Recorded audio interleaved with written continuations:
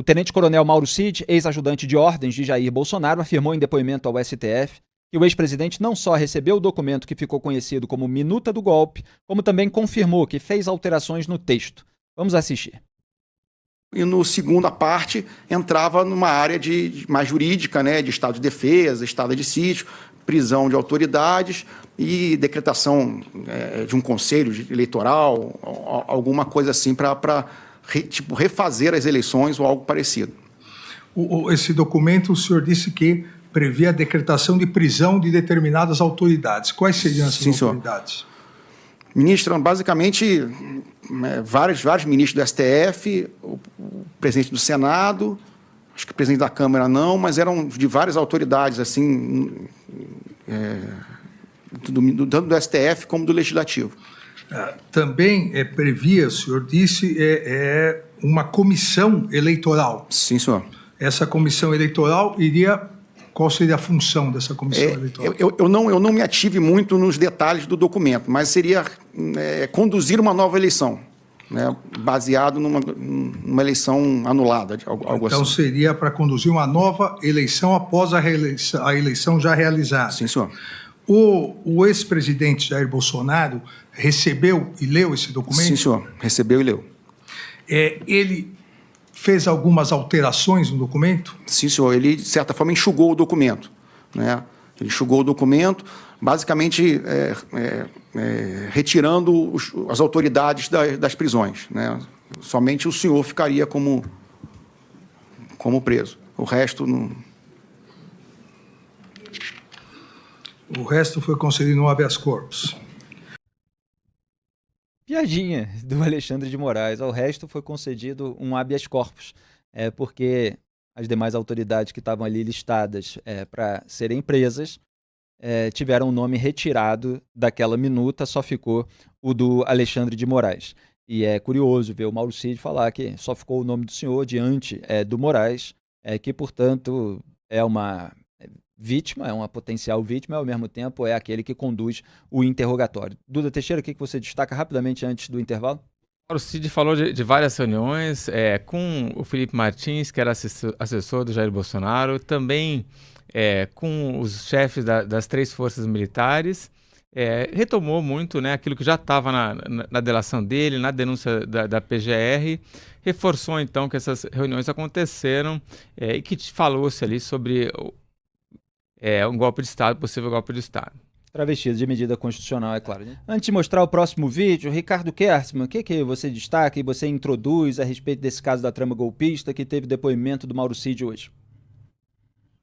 Bom, só pelo que a gente viu e ainda vai assistir nos próximos vídeos, Felipe, fica bem claro que esse depoimento do Mauro Cid complica, se é que isso é possível, mas complica ainda mais a situação do ex-presidente Jair Bolsonaro, porque ele ratifica os termos do que ele já disse anteriormente, mas no âmbito da colaboração premiada e também depois respondendo ao inquérito, né, às oitivas da Polícia Federal. É que dessa vez está se dando efetivamente no curso do processo, dentro do Supremo Tribunal Federal, depoimento transmitido ao vivo em cores para todo o Brasil, e ratifica boa parte daquilo que todo mundo já sabia e que complica, sim, o presidente Bolsonaro. Se não em todos os fatos, Felipe, a gente vai ver isso mais adiante, mas em boa parte deles, porque ao mesmo tempo em que determinadas situações, como por exemplo a assinatura, né, da tal minuta do golpe, ele afirma que o presidente Bolsonaro não assinou, da mesma maneira ele ratifica que o presidente Bolsonaro participou de todas as tratativas anteriores e isso por si só já basta para poder condená-lo. E a gente lembra também que há convergência em relação ao que disse agora o Mauro Cid sobre a prisão do Alexandre de Moraes e o que disse, por exemplo, o ex-comandante da Aeronáutica, o Carlos de Almeida Batista Júnior, que falou ali que no brainstorm das reuniões se discutia a prisão do Alexandre de Moraes. E, é claro, também tem a materialidade dos documentos, das minutas que foram sendo alteradas, editadas, teve... defesa de estado de defesa de estado de sítio em cada uma, mas ambas tinham como consequência a operação de garantia da lei e da ordem, a AGLO, portanto com os militares atuando. E outro assunto abordado foi a pressão em cima do general Freire Gomes, então comandante do Exército, para que ele aderisse à trama que é chamada no processo de trama golpista. Segundo o Cid, Bolsonaro cogitou colocar o general Estevam Teófilo no lugar de Freire Gomes, caso não houvesse mobilização por parte do então comandante do Exército. É essa história. O Freire Gomes não vai aderir ao plano, então vamos trocá-lo por outro que se alinhe com a gente, né? Esse é o raciocínio da turma que estava participando da trama. Vamos acompanhar esse trecho do depoimento do Mauro Cid, que foi ajudante de ordens de Jair Bolsonaro durante a presidência dele. O que o senhor diz é que o general Braga Neto falava para o presidente, e o senhor reiterou aqui que após o segundo turno das eleições, o ex-presidente Jair Bolsonaro ficou mais recluso no Palácio do Alvorada, e quem ia constantemente, e aqui nos depoimentos o senhor fala 2 vezes por dia, de manhã e final da tarde, era o general Braga Neto. E depoimento do senhor disse que falava com o presidente. Não só ele, como também o general Mário falavam para tirar entre aspas, tira o Freire Gomes e coloca ou Arruda ou Teófilo, porque eles vão tocar para fazer alguma coisa. O senhor confirma essa declaração do senhor? Sim, senhor. Sim, senhor. Existia essa pressão para que, se o general Freire Gomes não tomasse alguma atitude, que colocasse militares que poderiam tomar essa atitude. E aí o Mauro Cid falou também de uma troca de mensagens com o próprio Freire Gomes já no final do ano de 2022, a respeito do desfecho, pelo menos, do mandato de Jair Bolsonaro. Naquela circunstância, Bolsonaro estava pegando o avião para ir para a Flórida, justamente porque não tinha conseguido o apoio que tentou conseguir. Pode soltar. No dia 30 de dezembro, o general Freire Gomes manda uma mensagem para mim, às 7 da noite. Meu coração está muito triste, minha alma amargurada, mas a consciência me diz que o PR fez o correto. Deus estará com ele. Né? E aí eu respondo para ele: general, isso ocorreu porque o senhor fez um assessoramento justo, leal e fiel ao Senhor. O futuro confirmará, o futuro dirá. Então, eu sempre, inclusive nas mensagens que eu troquei com o general Freire Gomes, mostra que eu sempre coadunei com as ideias dele, né? Que nada poderia ser feito e qualquer ação mais radical geraria um grande problema para o país. Né? E foi isso que eu quis retratar com o Cavalieri. Talvez para o Brasil foi bom, talvez para os apoiadores, talvez para uma parcela da população nem tanto, porque nada foi feito. Né? Inclusive, nas conversas com o general Freire Gomes, né, o que ele explicava era o seguinte: não adianta ter 20 minutos de alegria e 20 anos de regime militar, né? Porque qualquer regime teria que ser segurado através das armas. E não era isso que o Brasil queria, não era isso que o Brasil precisava. Então, essa sempre foi a ideia do general Freire Gomes, até conversando com ele, pela experiência dele, e a gente entendia isso. Né? Então, tanto que eu sempre estava informando o general Freire Gomes do que estava acontecendo, eu sempre, de alguma forma, estava auxiliando ele a ter essa visão da conjuntura do que estava acontecendo. Vocês viram que o Mauro Cid aproveitou ali para posar de quem não queria um golpe de Estado, né, de quem estava alinhado ao general Freire Gomes, né, numa tentativa de dissuadir o presidente da República, que acabou pegando o avião lá para a Flórida. Vamos chamar a atenção aqui nos comentários do Duda, do Ricardo, para essa frase que ele atribui ao então comandante do Exército. Não adianta, deixa eu pegar aqui exatamente, porque eu transcrevi esse texto antes de começar o programa, não adianta ter 20 minutos de alegria e 20 anos de regime militar, porque qualquer regime teria que ser segurado através da força, né, das armas. E esses 2 trechos, na verdade, em vídeo que a gente mostrou agora, confirmam a análise que eu fiz em oantagonista.com.br em 22 de maio desse ano, 2025, no artigo Batista Júnior é mais incisivo que Freire Gomes, mas relatos de ambos comprometem Bolsonaro. Pode colocar na tela o print, produção, só para eu ler esse parágrafo, porque muito se desinformava no debate público a respeito do depoimento do Freire Gomes. Eu fui analisar os depoimentos de cada um, vocês lembram? Eu fiz isso aqui no Papo Antagonista, do Freire Gomes e do Batista Júnior. E aí eu boto lá no meio do texto, em outras palavras, Freire Gomes foi cozinhando Bolsonaro a banho-maria até ali e produzindo um efeito dissuasivo, não por meio de um ato visceral de repúdio, que em tese poderia levar o então presidente a afastá-lo do cargo e a nomear um substituto disposto a aderir ao plano. E é isso que o Mauro Cid relatou em detalhes no depoimento de hoje. Continuando ali, mas pelo apontamento de condições que simplesmente não tinham como ser cumpridas. Essa postura que o general Walter Braga Neto, que foi vice na chapa derrotada do Bolsonaro, interpretou como omissão e indecisão, irritou bolsonaristas favoráveis à anulação do resultado eleitoral. Quer dizer, muito do que está ali em análise está agora dito com todas as letras por quem testemunhou esse processo, o Mauro Cid. E também a gente tem um trecho, né, da denúncia da Procuradoria-Geral da República, que aponta aí um elemento similar, se referindo ao tal general Teófilo. Olha só o trecho aí do Paulo Gonet, o PGR. Mauro Cid respondeu que o encontro ainda não havia terminado e disse, mas ele quer fazer, desde que o PR, que é presidente da República, me parece, assine, confirmando que Estevam Caus Teófilo Gaspar de Oliveira se comprometera a executar as medidas necessárias para a consumação da ruptura institucional, caso o decreto fosse assinado por Jair Bolsonaro. O que isso quer dizer? Que se Bolsonaro trocasse o comandante do Exército, Marco Antônio Freire Gomes, pelo Estevam Caus Teófilo Gaspar de Oliveira, o Teófilo estava disposto a seguir adiante na trama golpista, aplicando um golpe de Estado, mesmo que disfarçado, de uma medida constitucional. Pelo menos é isso que está sendo atribuído a ele, é isso que está sendo alegado. Então aqui muitas vezes a gente analisa na raiz e depois os depoimentos, os novos elementos, os vídeos vão comprovando aquilo que a gente tinha falado, ao contrário de muita gente aí que tenta passar pano para um lado e para o outro e não se atém aos fatos. Duda Teixeira, o que você destaca? Oitivas aí dos réus, cada um vai tentar salvar a si próprio e o Mauro Cid intencionalmente busca essa aproximação com o general Freire Gomes, que ele e o Batista Júnior da Aeronáutica foram aqueles que mais veementemente participaram para impedir um golpe de Estado. E ele diz ali, olha, eu trabalhava de manhã eu já entrava no Palácio da Alvorada, saía só à noite, ainda assim eu passava lá para conversar com o Freire Gomes. Então, e diz ali que os dois, né, estariam claramente contra qualquer solução fora da caixa desde o início. E aí, quando ele faz essa troca com o Freire Gomes no final do ano, dia 30 de dezembro, que ele fala assim, que bom que o presidente escolheu esse caminho, né, Deus vai ajudar. Quer dizer, tinha um outro caminho que estava sendo cogitado, que era o golpe de Estado. E outra coisa que o Mauro Cid fala é que ele fala assim, a reunião com os três chefes com os chefes das três Forças Armadas aconteceram 2 ou 3. Mas aconteceram várias outras reuniões, às vezes com 1, às vezes com 2.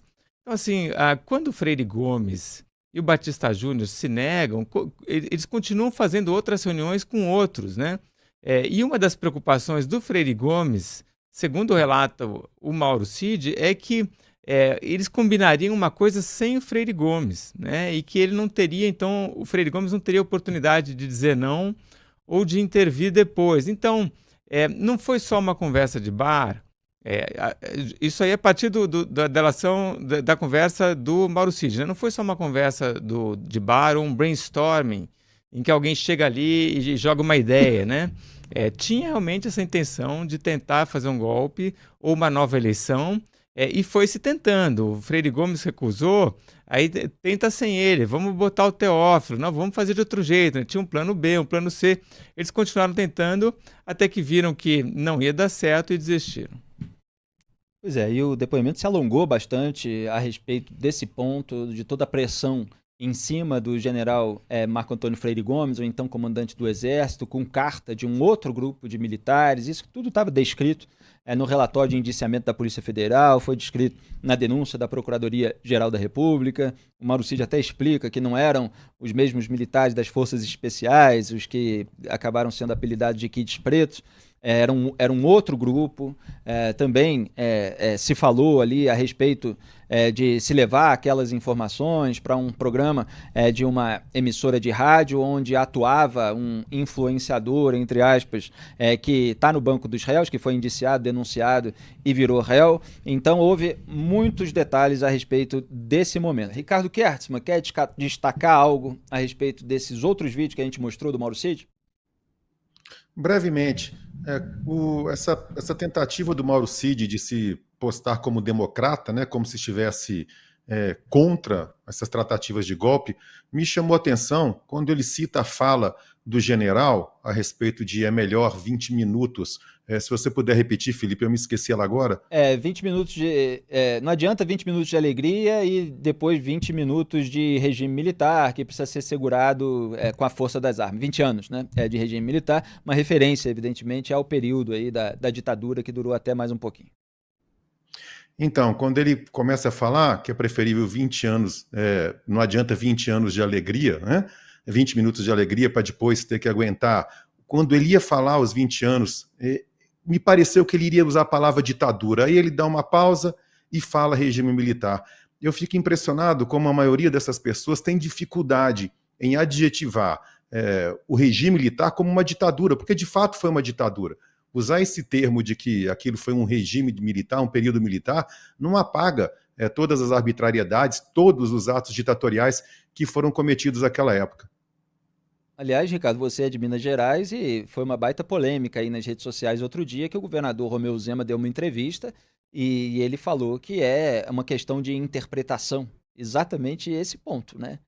Sobre ser uma ditadura. Certo, se recusando até em responder uma pergunta objetiva. Primeiro que se houve ou não uma ditadura, ele titubeou e começou a mais ou menos assumir, mas depois, instado a responder objetivamente, ele diz que prefere deixar isso para os historiadores, porque há muitas interpretações, há contextualização a ser feita. Eu acho que foi uma tremenda bola fora do governador. Pois é, aliás, como tem sido cada pedágio que esse pessoal aí alternativo ao Lula, né, pelo menos como se colocam, tem pago para o bolsonarismo. Duda Teixeira. Fica uma perguntinha aí do que por que então o general do Exército não gostaria de ter mais 20 anos de regime militar, né, sem querer dizer ditadura militar, né? Isso é uma coisa que os historiadores do futuro vão escrever, mas tem gente que falou assim, não, porque os Estados Unidos não iam permitir. Acho que não pega tanto assim. Alguém pode achar que, de repente, não querem cometer os mesmos crimes, né, contra violações de direitos humanos, esse tipo de coisa. Não sei até que ponto. Agora, uma coisa é certa, os militares aprenderam que governar o Brasil é um tremendo do abacaxi, né? Eles sabem que isso daí é uma roubada, entendem que é melhor ali ficar no quartel, faz uns exercícios de vez em quando, missão de paz, vai lá curtir um tempo no Timor, no Haiti, volta, ganham benefícios, ganham congratulações, e aí fica muito bem com isso e não querem mais governar nada de país problemático. O ideal é que recusem isso por princípio, né? Por serem democratas. Eu não estou aqui dizendo que cada um fez, todos têm os elementos aí para julgar, para raciocinar em cima. A gente apresenta aqui os mesmos elementos dos quais a gente sabe, dos quais a gente tomou conhecimento. Mas o ideal é que sejam democratas, que não queiram qualquer tipo de regime ditatorial, que não queiram uma ditadura militar de novo, mesmo que fiquem insatisfeitos com a vitória eleitoral de um rival político, de um adversário ideológico, ou o que seja. Então, cada governante precisa fazer um bom governo para ser reeleito, em vez de ficar tentando apresentar desculpas depois para permanecer no poder por uso da força. E o Mauro Cid afirmou que o Bolsonaro não assinou a minuta chamada de golpista e destacou que Freire Gomes temia que o então presidente assinasse algo sem consultá-lo. Eu só registro aqui que eu estou falando minuta chamada de golpista, porque ela é chamada de minuta golpista no processo. É só para deixar claro, não é que eu não considere aquele teor golpista, eu considero, sempre falo, que é uma tentativa de golpe de Estado travestida de medida constitucional. Mas por uma questão de precisão jornalística que na minuta não se prevê expressamente um golpe de Estado. Ele está dissimulado por meio da aplicação do estado de defesa, do estado de sítio, da operação de garantia da lei e da ordem. Porque se a gente fica chamando, fica parecendo que você tem uma minuta aqui, olha, convoco todos vocês a participar de um golpe de Estado, tá dentro, e a expressão era outra, né? Em geral, aliás, os governantes, até mesmo o Congresso, muita coisa errada, muita coisa ruim, muita coisa prejudicial ao país, ou mais realizada em benefício próprio do que em interesse público, vem camuflada em palavras bonitas, né? Talvez o exemplo mais impactante, mais ilustrativo disso seja o fundão eleitoral, né? que tenha um nome pomposo de Fundo de Financiamento da Democracia ou algo nesse sentido. Quer dizer, são bilhões de reais para os políticos gastarem mentindo durante a campanha eleitoral. É isso que a gente vê na prática de 2 em 2 anos, né? Porque é eleição municipal, 2 anos depois, eleição para presidente, fora esses outros cargos que vêm junto. Então, só para deixar claro, e vamos assistir a esse trecho. Pode soltar. Em várias ocasiões, o senhor falou que, nessa qualidade de anteparo, o senhor tinha a função de pressionar o presidente para assinar minutas do Estado de Defesa, Estado de Sítio e etc. e tal. Esse documento foi assinado? Não, senhor. Não foi assinado. Em nenhum momento não foi assinado. Inclusive, era a grande preocupação do comandante do Exército, por isso que ele me chamava várias vezes, era que o presidente assinasse alguma coisa sem consultar e sem falar com ele antes. Porque, de certa forma, de todo aquele imbróglio ali de pessoas, desses grupos que eu dividi, ele acabava sendo a voz mais lúcida que ia conversar, que dava um entendimento maior do que estava acontecendo. Repare que o depoimento do Mauro Cid, Duda e Ricardo, ele é muito bom para a imagem de democrata do Marco Antônio Freire Gomes. O Mauro Cid reforça o tempo todo que o Freire Gomes estava contra, que o Freire Gomes estava agindo para dissuadir, e ele ficou aliviado quando o golpe não aconteceu no final do ano, porque houve muito burburinho aí depois de vir a público o depoimento do Freire Gomes ao STF, principalmente porque houve um momento ali de cobrança do Moraes. Mas o senhor disse assim para a Polícia Federal, o senhor está dizendo agora isso e tal, como se ele fizesse parte de um movimento golpista. E ele é mais polido, é mais brando, cada um pode até fazer um julgamento se ele deveria ter sido mais incisivo, se não deveria. A gente mostrou desde o início que havia esse elemento, quer dizer, de repente, se ele fosse incisivo demais, de repente o Bolsonaro trocaria ele pelo Teófilo para que o Teófilo desse um golpe de Estado junto. Então, havia muitos receios em jogo. Mas, repito, o Mauro Cid, ele reforça essa posição democrática do Freire Gomes. Quer destacar algo, Ricardo? Olha, eu compreendo todo o contexto dessa história, eu imagino o nível de tensão a que todos esses subordinados ao presidente Bolsonaro estavam envolvidos. A gente sabe, isso acontece dentro das empresas, isso acontece dentro das nossas próprias famílias, quando a gente está debatendo algum assunto muito sério, não dá para todo mundo sair chutando a canela um do outro. Mas, a meu ver, Felipe, é um dever constitucional até, muito mais até do que um dever funcional, de uma autoridade, de uma auto-autoridade como o comandante do Exército, nem sequer permitir esse tipo de debate, muito menos participar de tantas reuniões debatendo, e mesmo que tentando, se é que foi isso que ocorreu, segundo o Mauro Cid foi isso que ocorreu, mesmo que tentando dissuadir as ideias do presidente Bolsonaro. A meu ver, caberia a um comandante do Exército colocar uma pá de cal, de cara naquela história toda, e não permitir que outras reuniões nesse sentido ocorressem. Pois só para deixar claro, Ricardo, eu sou a favor desse posicionamento, que, pelos relatos, foi o posicionamento do Carlos de Almeida Batista Júnior. Se é para me apresentar isso aí, não quero nem me mostra. Nem me mostra o documento. Já vi, já falei que não, já falei que, olha, aconteça o que acontecer no dia 1º, o senhor não vai ser presidente e tal, e saiu da sala, né? Teve uma reunião em que ele relatou que isso aconteceu, e o próprio Freire Gomes, no relato ao STF nas últimas semanas, falou, quando estava se referindo à primeira reunião, que o Batista Júnior já foi contra, reforçou o relato do Batista Júnior, que ele foi contra de uma maneira visceral desde o começo. A gente só coloca aqui o elemento factual reproduzido pelos relatos de que havia esse risco em jogo, né? De que, eu vou ser visceral aqui, todo mundo vai ser, e tá, então troca os comandantes e vamos dar o golpe de Estado. Então, pode ser que isso tenha contribuído para uma posição mais branda, mas eu acho que não é realmente do feitio do Freire Gomes. Essa não dá para usar a palavra ruptura, senão confunde com a ruptura institucional que eles estariam tentando fazer, né? Mas esse modo mais ríspido de liquidar uma questão, repudiando aquilo desde o começo.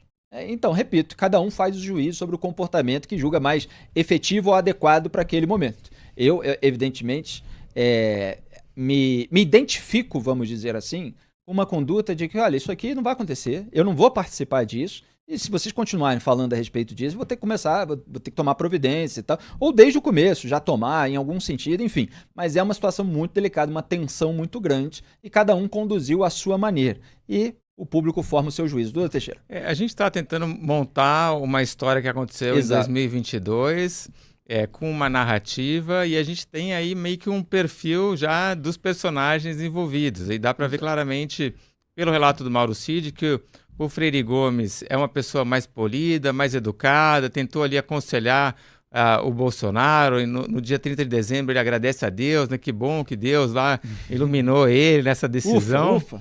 E, por outro lado, o Batista Júnior, que é o mais esquentado, né? Que é o Mauro Cid fala aqui que quando levaram essa minuta pro Batista Júnior da Aeronáutica, ele fala, ele já cortava qualquer conversa nesse sentido. Ele já não queria nem conversar, de certa forma não queria ouvir nenhuma opinião, nem nada, ele já cortava o assunto de vez, né? E aí a gente também tem que lembrar dos depoimentos que eles deram na semana passada, né? Que o Batista Júnior falou, né? Eu não saberia que a Marinha tem 14 mil tropas se eles não tivessem pensando em alguma coisa, né? Então, são dois personagens bem distintos aí.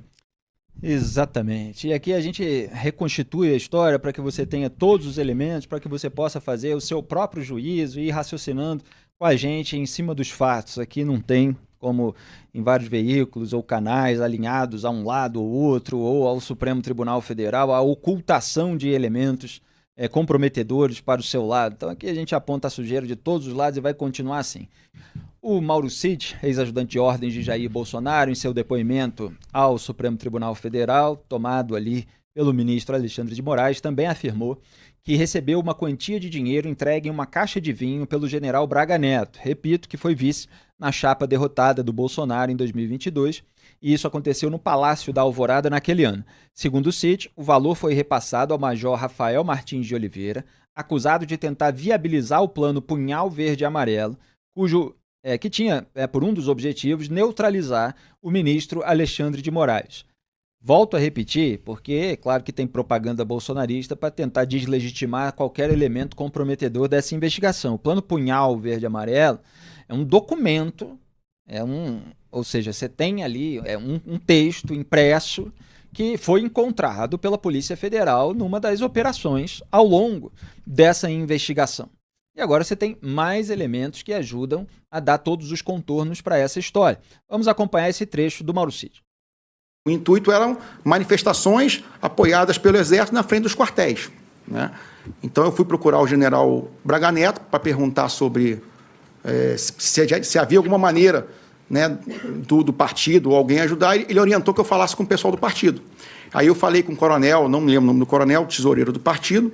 Tesoureiro do Partido Liberal. Do PL. Sim, senhor. Aí eu conversei com ele, inclusive mostrei aquele documento que a senha não foi quebrada, né? Eu mostrei para ele o que era o hotel. Ele falou que o partido não poderia bancar aquilo ali, não tinha como o partido apoiar manifestantes para trazer. E posteriormente eu retornei para o general Braga Neto, né? Não foi possível e tal. E aí depois, acho que realmente o espaço temporal não me recordo, o general Braga Neto trouxe, né, uma quantia em dinheiro, que eu também não sei precisar quanto foi, mas com certeza não foi os 100 mil, porque até pelo volume não era tanto, né? Devia ser um... Então, que foi passado para o Major de Oliveira, no próprio Alvorada. O senhor que passou esse dinheiro? Eu passei, sim, senhor. Eu recebi do general Braga Neto. O senhor recebeu esse dinheiro do general Braga Neto? Sim, senhor, no Palácio da Alvorada. Ele estava onde, esse dinheiro? Ele, não sei. Guardado? Não, guardado onde? Quando o senhor recebeu uma sacola? Estava acho uma caixa de vinho, assim, um botelhazinho assim. Né? E aí eu depois, acho que bobear no mesmo dia, eu passei para o Major de Oliveira.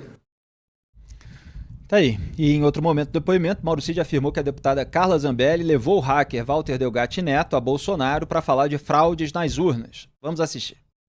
O único hacker que esteve com o ex-presidente foi Walter Delgatti, recentemente condenado pelo Supremo Tribunal Federal, pela primeira turma do Supremo Tribunal Federal. Então, o senhor diz que sobre os hackers e ataque às urnas, o único hacker que esteve com o ex-presidente foi Walter Delgatti, que no referido encontro o colaborador chegou depois da chegada de Delgatti no Palácio do Alvorada, que a deputada Carla Zambelli marcou a reunião entre o presidente da República e Delgatti, diretamente com Jair Bolsonaro, que a reunião ocorreu no Palácio do Alvorada. O senhor se recorda disso? Sim, senhor. Foi na hora do café da manhã, se eu não estou enganado. E como foi essa reunião? Na verdade, eu cheguei depois, né? Eles chegaram bem cedo, né? E o hacker, né? Ele estava levantando as hipóteses, os detalhes técnicos eu não sei, né? De como poderia ter sido feita a fraude e como se poderia descobrir que essa fraude, né? E aí, no final da reunião, o presidente pediu, né, para o general Paulo Sérgio receber esse hacker com a Carla Zambelli, né? E o presidente ligou para o general? Eu acho. Você se recorda? Eu acho, não sei se foi através de mim. Não, acho que pediu ou o próprio Coronel Câmara que estava lá que fez essa interlocução. Agora, quem fez a interlocução realmente eu não me lembro. Se foi o próprio presidente, eu ou até o Coronel Câmara. É difícil saber o que é mais espantoso, né? É claro que a gente já está acostumado a se espantar no Brasil e nem se espanta tanto, mas é o Walter Delgatti Neto ter estado solto, mesmo depois de ter violado os aplicativos de celular de investigadores da Lava Jato, mas naquele momento ele era considerado herói por muita gente, né? Principalmente o pessoal da esquerda, que queria algum pretexto para passar pano para o Petrolão. Ou se é um presidente da República receber um hacker que tinha feito isso. Inclusive contra a investigação a partir da qual ele, presidente da República, usou elementos para apontar a sujeira do outro lado.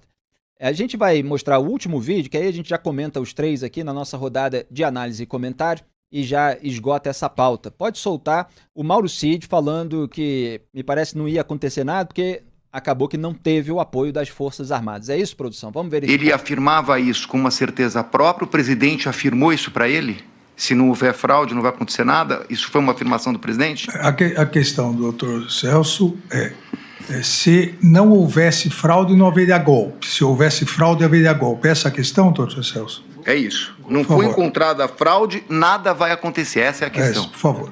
Dispositivo constitucional, doutor ministro, uma das primeiras mensagens minhas que eu troquei, né, com o Cavalieri, eu creio, logo no começo, logo depois, para todos que me consultavam de maneira geral, eu sabia que nada ia acontecer, por mais que houvessem pressões em cima do presidente, porque as Forças Armadas, já de cara, eu conheci o general Frei Gomes, eu sabia que nada ia acontecer. Inclusive, foi essa a minha resposta, até naquela época, né, quando saíram as mensagens com o Coronel Lawande, com o Cavalieri, porque eu sabia a posição das Forças Armadas.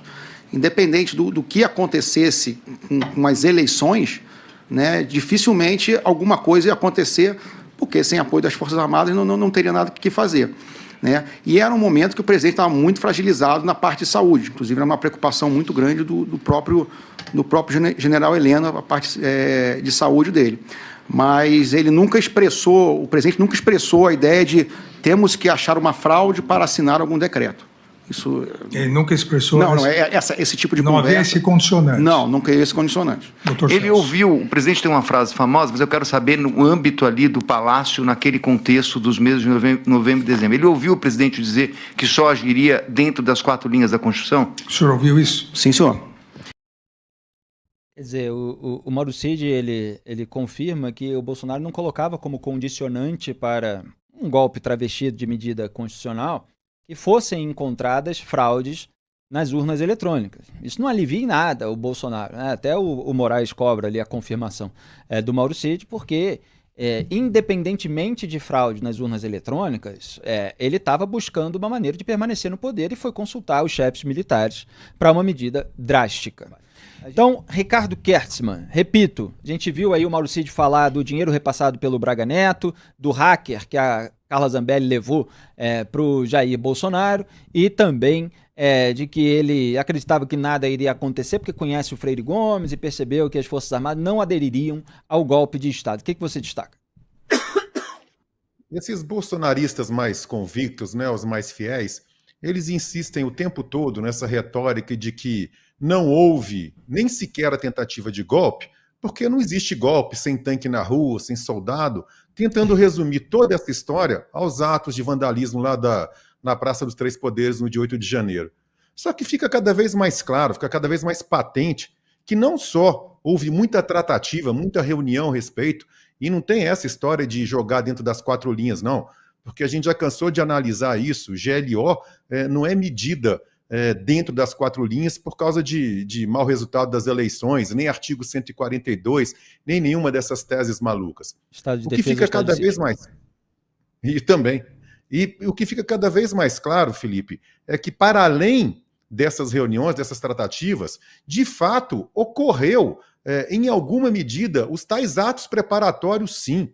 Se você teve financiamento, você teve dinheiro sendo colocado em caixa de vinho para ser entregue a agentes que foram para as ruas, isso é um golpe já é um pré-golpe, já é algum tipo de medida em curso. Se você tem um hacker sendo levado, nesse caso pela deputada Carla Zambelli, para dentro do Palácio do Planalto, para poder tratar desse assunto, de encontrar alguma justificativa, alguma brecha, alguma fraude eleitoral, isso é, sim, alguma coisa em curso. Então não foram só aquelas reuniões, nem só os documentos para lá e para cá. De fato, ocorreu, sim, medidas práticas. Eu acho que fica cada vez mais impossível dissociar a figura do presidente Bolsonaro e tudo isso que ocorreu, né, da história de que, sim, algum tipo de curso, algum tipo de percurso com vias ao golpe de Estado, de fato aconteceu. E, assim, concordando-se ou discordando-se, a gente tem que informar qual vai ser o raciocínio, porque isso já foi aventado em etapas pregressas, para condenar o Jair Bolsonaro, caso ele venha a ser condenado no Supremo Tribunal Federal. É que todas essas articulações, elas já significam uma tentativa de golpe de Estado, porque se o golpe de Estado fosse efetivamente colocado em prática, não haveria mais como condenar, né? Você destitui o Poder Judiciário, você impõe uma ditadura no país e, portanto, aquela pessoa não pode ser punida. Então, para evitar que um golpe aconteça, para dissuadir as pessoas de tentarem, você pune aquele que articulou uma tentativa. E aí é claro que sempre vem um outro ponto de debate jurídico e político também, que vem com o seguinte raciocínio: mas as tropas não chegaram aí para a rua para tentar. E aí, caso, repito, Jair Bolsonaro venha a ser condenado, provavelmente o argumento vai ser: olha, se as tropas do Exército forem para as ruas com ou sem as tropas da Marinha e da Aeronáutica, aí você já não tem força capaz de resistir, porque são as Forças Armadas, são as tropas mais armadas, mais poderosas, são aquelas autoridades responsáveis pela defesa territorial do Brasil, responsáveis por defender o Brasil num eventual cenário de guerra. Se elas se voltam contra instituições desarmadas, como o Poder Judiciário, ou o Congresso Nacional, ou o que quer que seja, bom, aí você não tem como frear. Então, assim, o fato de você alegar que seria necessário uma tentativa armada, mas não bem sucedida, para você punir por tentativa de golpe de Estado, faz com que essa punição fique sempre sendo muito distante da possibilidade de ocorrer. Porque dificilmente, uma vez tentado com armas um golpe de Estado por qualquer das Forças Armadas, ele vai ser impedido de ser concluído. Então, repito, concorde ou discorde, goste ou não, esse é o raciocínio que está sendo usado para enquadrar o Jair Bolsonaro. Duda Teixeira. Concordo com esse ponto do Ricardo Ketzmann. Faço só algumas ajustezinhos, assim, que tem aquela doutrina do iter criminis, né, que você tem as fases da execução de um crime, você tem a intenção de cometer um crime, não é crime algum, mas aí você tem em seguida a segunda fase, que são os atos preparatórios. Então, o sujeito vai lá e compra uma arma, por exemplo, pensando em cometer um assassinato. E aí tem a terceira fase, que é a execução de fato, né? Quando a pessoa vai lá, usa aquela arma para dar um tiro. O que aconteceu aí? A hora que o sujeito saca dinheiro no banco, eu acho que a gente pode entender que é um ato preparatório, né? Ele está pensando em fazer alguma coisa, mas não fez nada ainda. Agora, a hora que ele vai lá e entrega para o Mauro Cid e fala para ele entregar para o outro, aí acho que já começa realmente a ter a execução de fato, né? Porque esse dinheiro tinha um destino, que era financiar aqueles protestos nas frentes dos quartéis com a intenção de forçar as Forças Armadas a aderirem ao golpe.